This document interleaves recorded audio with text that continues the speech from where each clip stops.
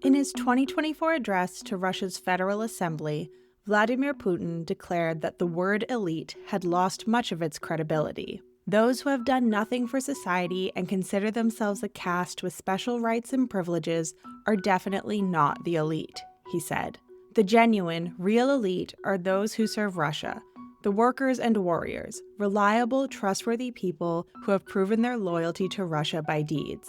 It's safe to assume that these words sent a chill through Russia's elite circles, where top officials, businessmen, and military figures have been jockeying to hold on to their positions in wartime for almost 4 years already. And with Putin laser-focused on winning the war against Ukraine, anyone who impedes that goal is at risk of finding themselves on the chopping block. Long-serving officials have fallen out of favor, while ultra-patriotic hardliners are rising to the top, leaving Putin surrounded by sycophants. But with so much power concentrated in one 73-year-old man, I can't help but wonder if this system is built to last. Welcome to the Naked Pravda.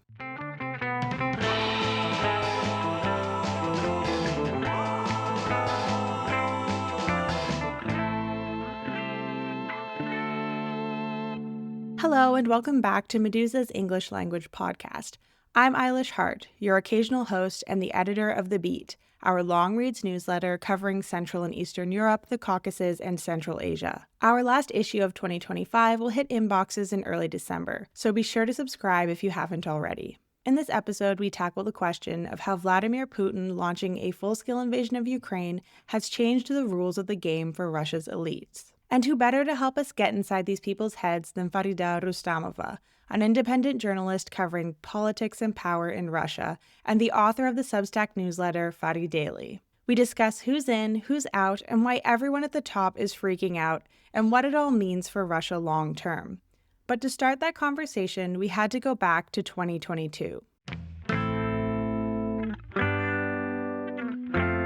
After Putin launched the full-scale invasion of Ukraine in February 2022, it was widely reported that this came as a shock for many Russian officials, including ones in high-level positions. But by March, you and other journalists were reporting that even those elites who opposed the invasion were rallying around Putin. Why did this happen, and what made it a turning point for the political system in Russia? It's been a few years since the moment you mentioned, and so many things have happened since then. But I think the major reason and the major thing for Russian elites, the highest ranking officials and people around Putin who are state businessmen or just people close to him, most of them realize that this is a major turning point. And this is a completely new chapter in Russian history. And I think that the most telling example of the public behavior that shows us a lot of things going on in the heads of the people who were genuinely against the war, but they were not able to express this position or decided not to, is how the behavior of Russia's former president Dmitry Medvedev has changed. To me, it's very clear that the people who had pre-2022, who had more pro-democratic views, just generally more liberal than Putin and his closest circle, more liberal than Russia's silovikies, meaning law enforcement, the army, etc. These people have realized that their era had come to an end, that this is entirely new era. It's sort of U-turn to the era of these hardliners, these hawks, no matter how you call them. These are people who are against any freedoms, are ultra loyal to Putin, have pro-war views, are against the West and anything that is related to the West, and all for isolation of Russia from the West. And this is their time. That's exactly what happened. And the war was the pinnacle of this process. It's not like Russia was a democracy before 2022, right? It was not a land of the free. There were not so many freedoms left in Russia. But still, the war was this sort of culmination of this movement to this authoritarian direction, even closer to totalitarian. And I think that's the main thing that lots of these people have realized. Sorry to butt in like this, but I'd like ever so humbly to encourage listeners to sign up for Meduza's daily newsletter. I write it every weekday, except on major holidays, or if I'm, deathly ill. And what it is a daily delivery of some unique story, condensing an interview, reviewing an article, or analyzing some trend related to Russia and the surrounding region. I keep it snappy and brief, so you can stay informed, curious, and get on with your day. Sign up at meduza.io/en/pages/newsletter. We probably need a shorter URL than that, but for now, that's what you get. Thank you. You're welcome. And back to Dmitry Medvedev, not all of them are expressing their loyalty to the regime publicly in order to save their skin. But a lot of them do this in private, and a lot of them decided that they should basically change their entire personality and change their interests and change their values in a way and order their own families to stop going to the West, to stop their education in the West, and all sorts of things. So it was a major change for lots of these people out of the fear, but also out of other different interests, actually. It's an important thing to understand, apart from the fear, that the people who work for the system, they won't get that amount of money anywhere else. Work for the system or around the system, with the system, is a major source of the income. They will not be able to be that rich anywhere else. And for them, for example, to step up and say that they're against the war and to resign or making it public, etc., it's a sort of a suicide. And some people who I spoke to at the very beginning of the war, they used these exact words. So fast forwarding to today, nearly 4 years into this full-scale war, they've had this U-turn moment, like you said, and then we've seen a lot of high-level officials adapt. What stands out to you as the biggest change or changes in the Russian political elite over the course of that time? I reported in one of our recent articles about this extreme level of fear, bigger than it was before. The suicide of Russian federal minister last summer was the most telling demonstration of this. Farida is referring to Roman Starovoyt, Russia's former federal transport minister. Putin fired Starovoyt in July 2025, and just hours later, news broke that he had been found dead in an apparent suicide. Starovoyt previously served as the governor of Russia's Kursk region, where Ukrainian forces launched a surprise cross-border incursion in August 2024. At the time of his death, Starovoyt was reportedly implicated in an investigation into the embezzlement of funds for constructing border defenses in the region. People in the system are basically finding themselves in this sort of trap. They are not welcome in the West, and their lives have changed dramatically, as I mentioned before. They used to be able to travel around the world. Their families had been spending a lot of time abroad, and the world was open to them. And another important thing is that they had this opportunity to escape, not in a radical way, not to break up with Putin or with the system itself and say that it's something critical publicly, but just to, quit and go and live somewhere in some Western country. But now they don't have any of these opportunities. They know that they cannot go anywhere because if they go, for example, not to Western country, but country in Asia or else, they won't be protected. They will be considered traitors by the Russian security forces and security services. And they are scared of this. They are scared of the consequences. They're subconsciously afraid of being poisoned with Novichok or something else. And they have nowhere to go, basically. Another thing is that the same security services have increased their pressure on Russian officials. They need to demonstrate that they're fighting with the corruption. They need to show that they're fighting with the sort of traitors inside, that they're fighting with people who were not very cautious with their corruption. And the reason for this is that they themselves, they are never being held accountable. For example, what happened with this minister who decided to take his own life. I'm not justifying what he did or that he didn't do, But the fact remains that he was a civil servant. He used to be a governor of the Kursk region, which was invaded by Ukrainian army last year. And the responsibility to protect the region was a duty of military and security services, which they failed to do. But they needed to punish someone because security services, they are not being punished like at all, ever, because they're the real power in Russia. These civil servants, these governors, they are oftentimes the scapegoats. And that's exactly what happened with Roman Starovoyt. He was the federal minister at the moment when he took his own life. Do you have a sense of how much that is coming from the top down and Putin is saying, go out and find me someone to blame? Or is it a situation where the security forces are trying to figure out what Putin wants or deliver on what they think he wants? Well, that's a great question, actually. And I wish I knew, but I'm afraid that nobody, literally nobody outside or even inside, it's just Putin and know the real truth, their relationships.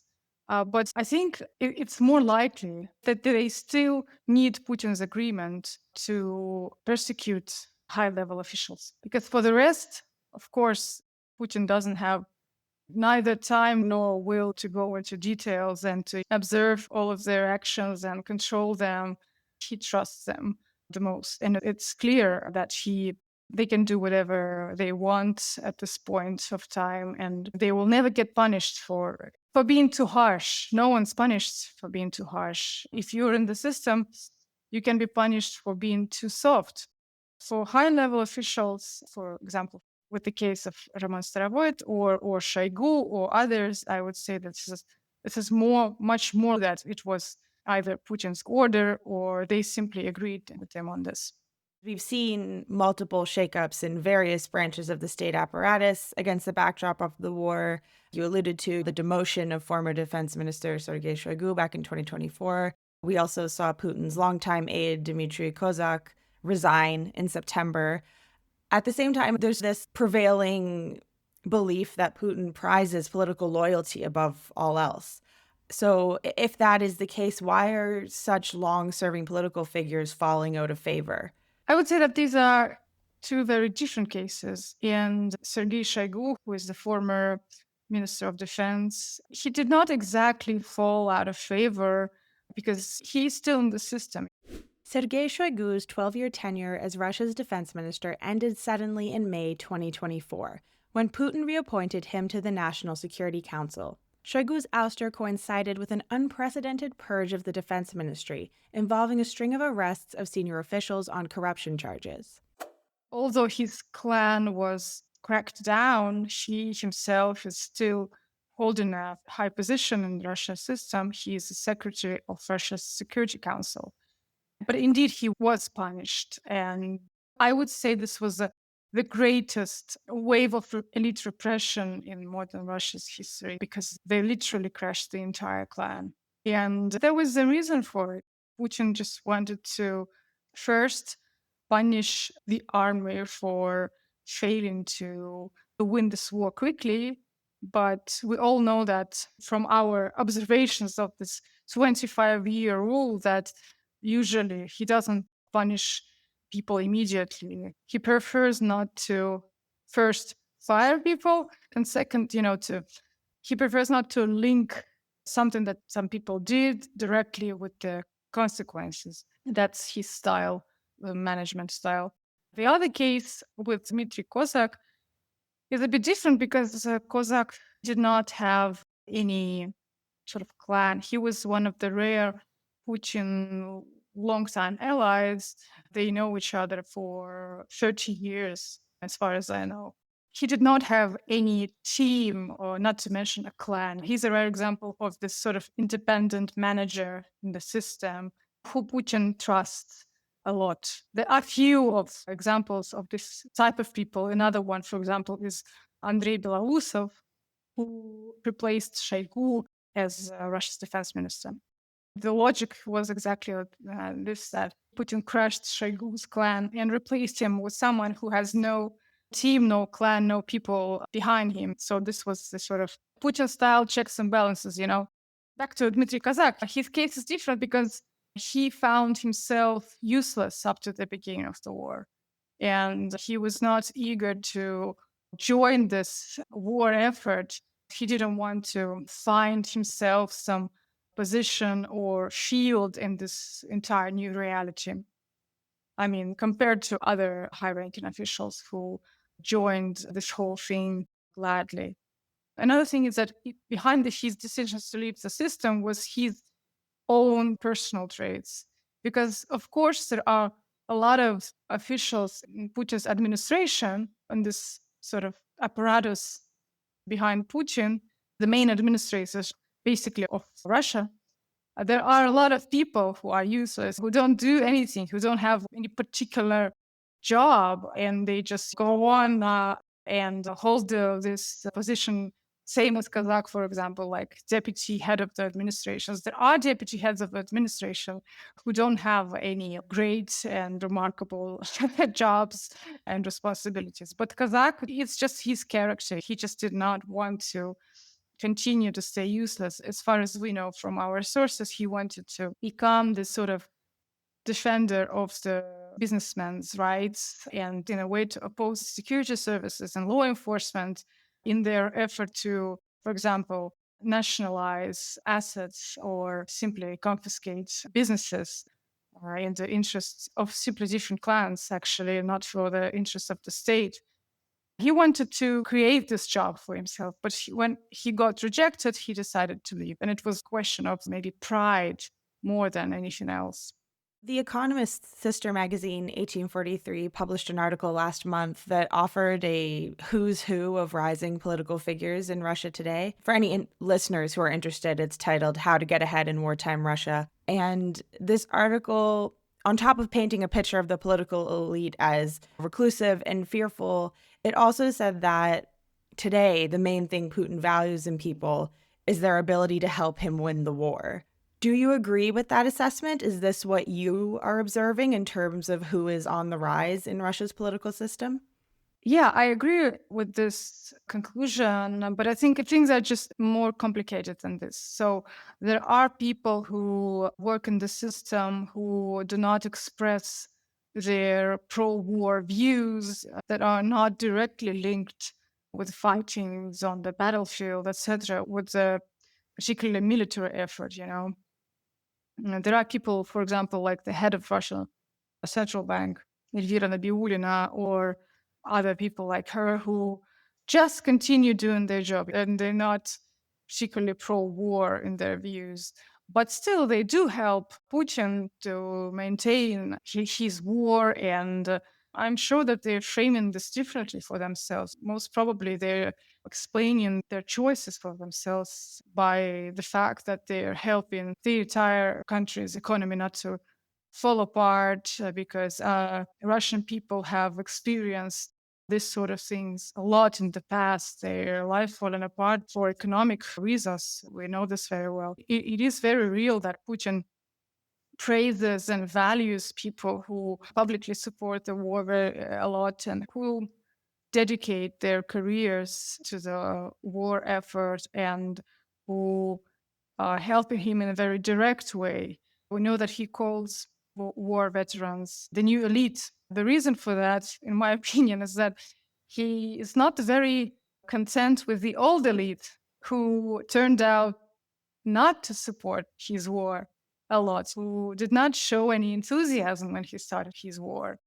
But the reality is, I think that Putin himself realizes very well that this old elite who were not very enthusiastic about his war, they are very powerful.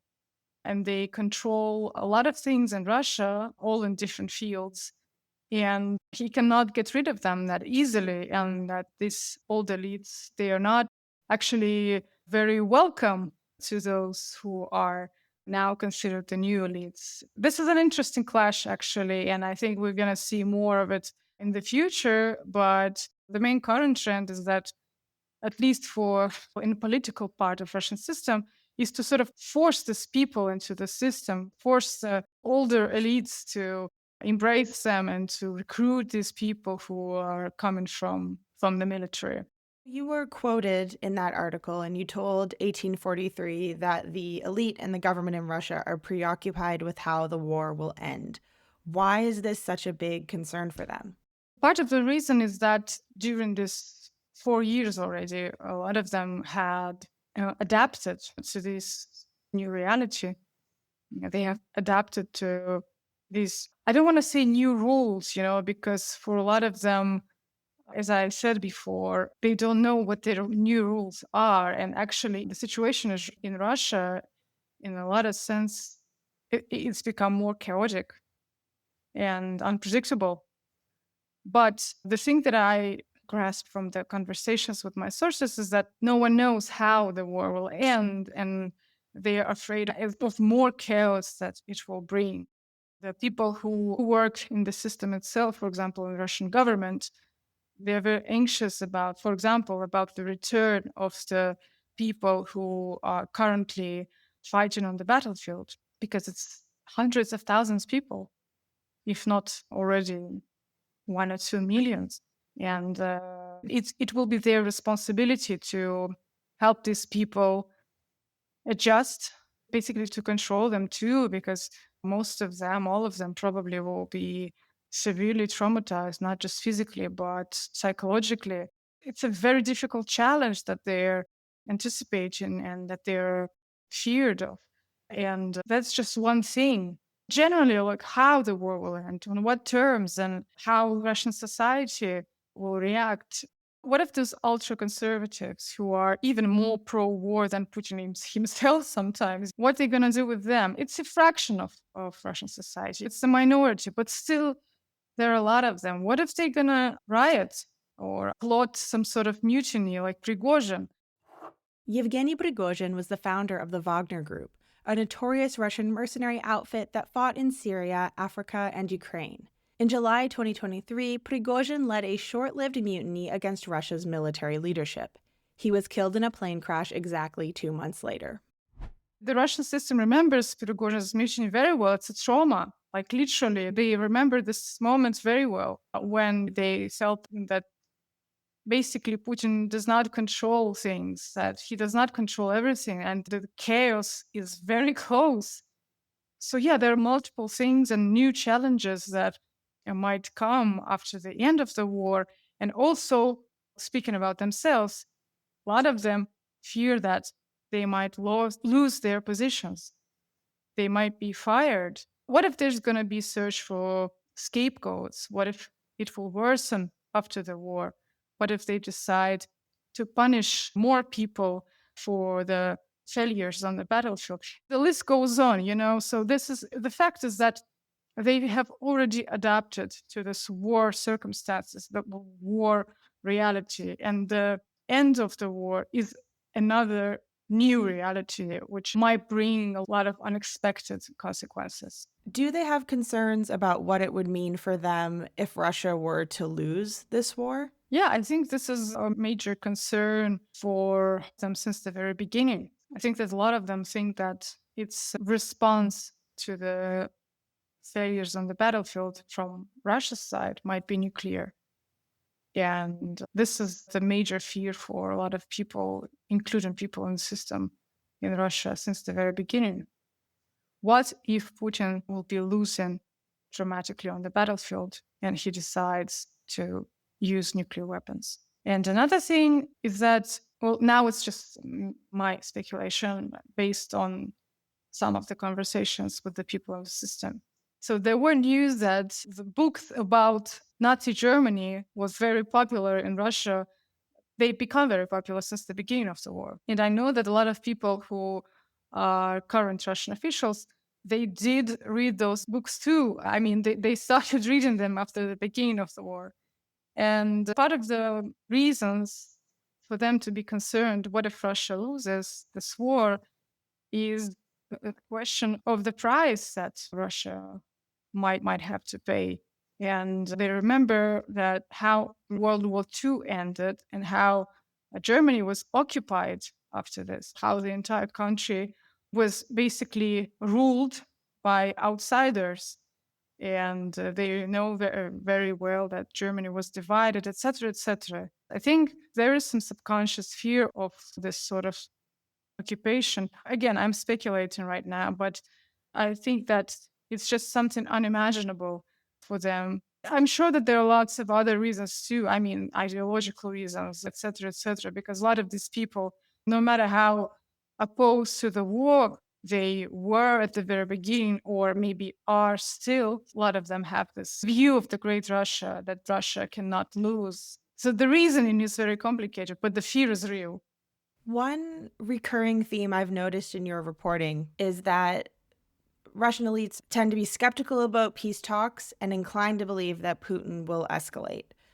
Is this still the case at this juncture in the war? Is this still the prevailing attitude among your sources when you ask them about the peace process or what might happen next on the battlefield? Yeah, I would say that this is a still current sense. The thing is that people who work with Putin and who know him very well, they know that the main thing for him always is his image. And that and in an effort to save his face, he, the leader of a nuclear power, won't stop in front of anything. And this is the major argument. People who I talk to about peace talks, they are convinced that there should be a negotiation and there should be some sort of compromise with Putin, while we know that a lot of people in the West think that there should be no compromise with Putin. But people who I talk to, they're convinced that then the war will not end, that Putin will not end this war if at least some of his requests will not be satisfied. That's the main point that I sort of translate in my reporting. It's not my personal view, it's what people inside of the system say. They think that war cannot be stopped if there won't be some substantial negotiations with Putin and substantial rethinking of the global security system. A lot of these people, apart from knowing Putin very well, they remember the beginning of the war very well. And they thought that this was insane, that it was not rational. A lot of them, at the very beginning of the war, thought that Putin's got crazy because he started the war. I mean, with time, they sort of pushed themselves even to understand his reasoning. But still, they remember these emotions and they remember themselves and their families when the war began. And they remember the trauma that they felt and the crazy shock. And therefore, they understand that Putin will not stop if he is humiliated in some way. Under Putin, the political system in Russia has always been this power vertical. But over the course of the war, it seems as though political power has become even more concentrated in Putin himself than ever. At the same time, he is 73 years old, and it seems to me that having so much power concentrated in one old man creates a huge vulnerability.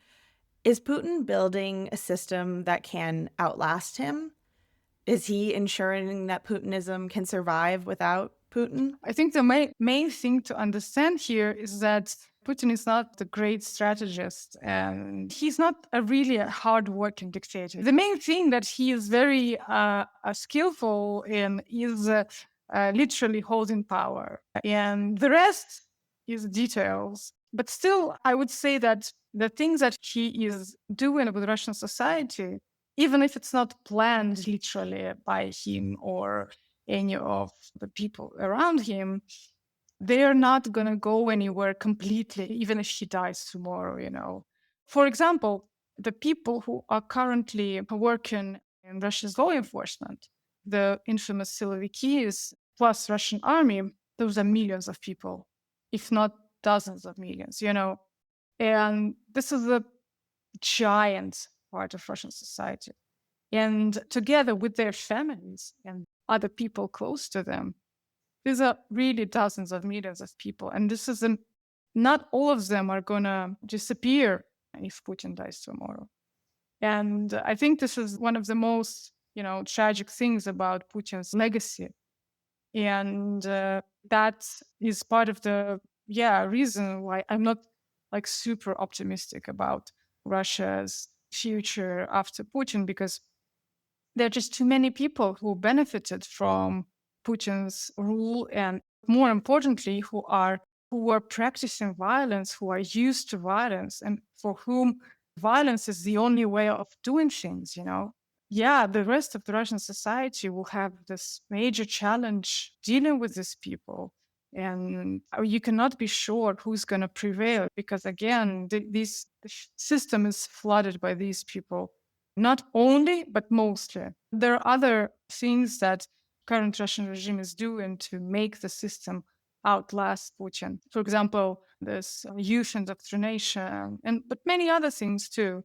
And even though most of the time they're doing that kind of things for their current goals, not for future goals, all of this will have consequences.